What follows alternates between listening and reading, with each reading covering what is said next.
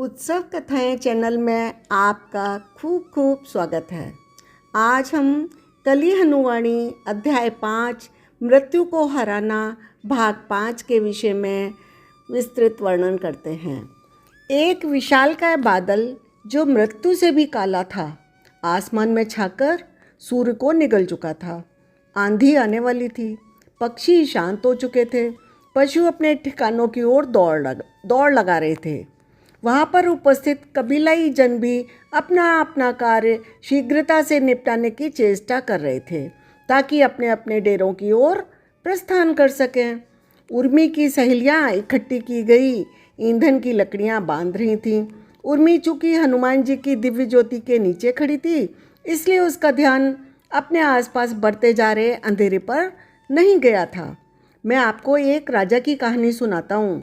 हनुमान जी ने गहरे ज्ञान को तुरंत प्रदान करने का उपाय निकाला।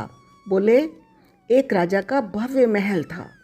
वह अन्य राज्यों से मेहमानों को आमंत्रित करके उन्हें अपना महल दिखाता था और इतराता था।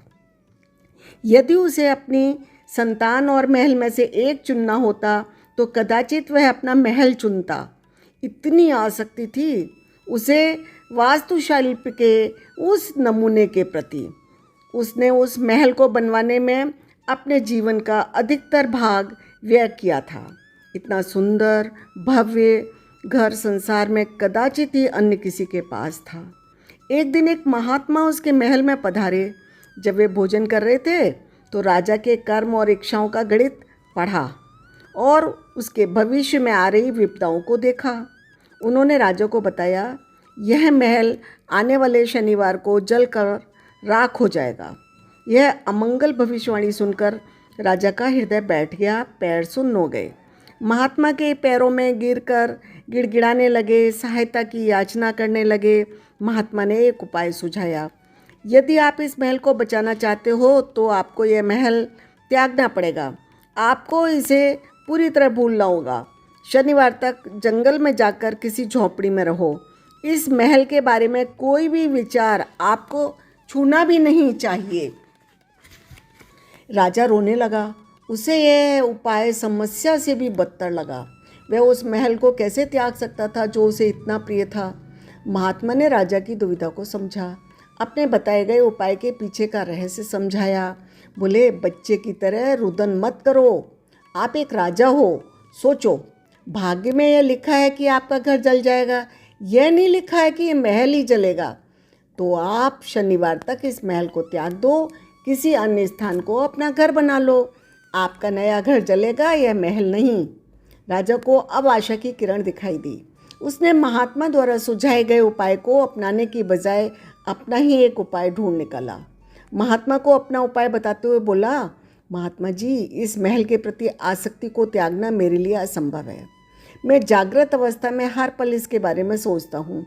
क्यों नहीं शनिवार को मैं कोई शक्तिशाली मादक ग्रहण कर लूँ। मैं गहरी नींद में चला जाऊँगा और आसक्ति की किसी भावना का पैदा होने का प्रश्न ही नहीं उठेगा। तकनीकी रूप से शनिवार को मेरा घर स्वप्नलोक में होगा।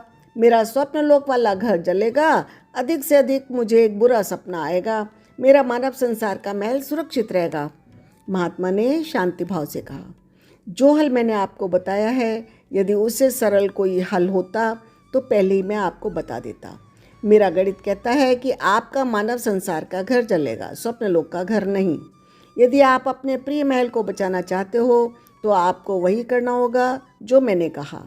भोजन करने के पश्चात महात्मा जी ने प्रस्थान किया, परंतु राजा का मन उस महल के विचारों से दूर नहीं हुआ। उसने अपने महल से हर वह चीज़ हटा दी जिसके कारण आग उत्पन्न हो सकती थी। हर डग पर पानी और रेत का प्रबंध किया गया ताकि आग को रोका जा सके। उसने महल में डग डग पर सैनिकों को तैनात कर दिया कि अगर आग लगे तो वो अग्नि से लड़ सकें। शनिवार आया। सुबेरे शत्रु को भी लाया जो महल को जलाकर राख करने वाला था। विधि का विधान देखिए। शत्रु उस रास्ते से आया जिसकी राजा ने कल्पना भी नहीं की थी। आसमान से एक भयानक बिजली पड़ी। न केवल पूरा महल नष्ट हो गया, अपितु महल के स्वामी का दंभ भी। यह राजा अपनी संपत्ति से अनासक्त नहीं हो सका, परंतु आप हो सकती हो उर्मी। आप एक मातंग हो। सभी मातंग अपने छोटे बड़े सभी कार्य अनासक्ति से करते हैं। देव, मेरे पास तो कोई संपत्ति नहीं है, मुझे किस संपत्ति से अनासक्त होना है? उर्मी ने पूछा।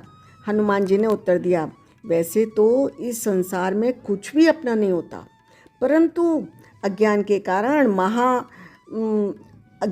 कारण मानव यहाँ पर कुछ चीज़ों को अपना मान बैठता है। मानव देह भी आत्मा की संपत्ति नहीं होती। मातंग होने के कारण आप जानती हो कि आप इस देह रूपी सराय में केवल एक यात्री हो, परंतु आपको इस देह के प्रति जो भी थोड़ी बहुत भी आसक्ति है उसको भी त्यागना पड़ेगा।